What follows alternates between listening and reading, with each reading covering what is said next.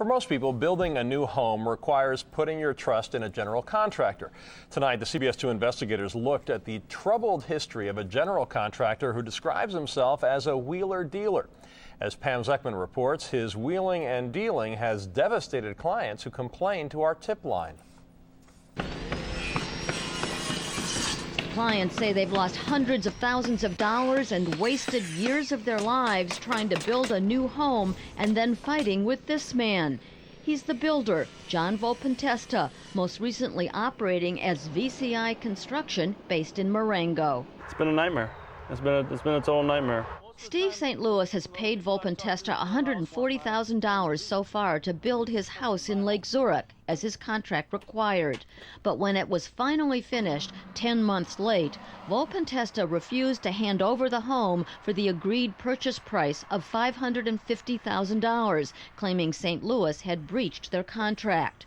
Now Volpintesta is trying to sell the house for $825,000. He denied it, but one of his employees showed the house to our producer. He's trying to sell it right out from under you and make a lot more money. Reaction? I'm extremely pissed off. That's outrageous. Former clients of Volpintesta say he sold them land he didn't own, charged them fees for financing he didn't get, and signed contracts to build them homes he never finished. And it was just heartbreaking when it all unfolded and we saw what was happening. The Garcias say Volpintesta was a year late and still hadn't finished this home in McHenry County when they fired him last April. Since then, the couple has been trying to finish the house themselves, and they filed a complaint with the Marengo Police Department charging Volpintesta with fraud. He signed a contract to build the house and a barn for $450,000. That's right. Where's the barn? It's not there.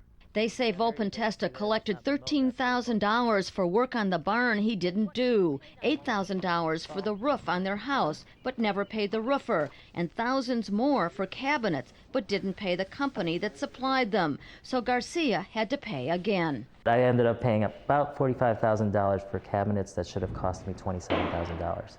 The angry homeowners say they never would have hired Volpintesta had they known about his background.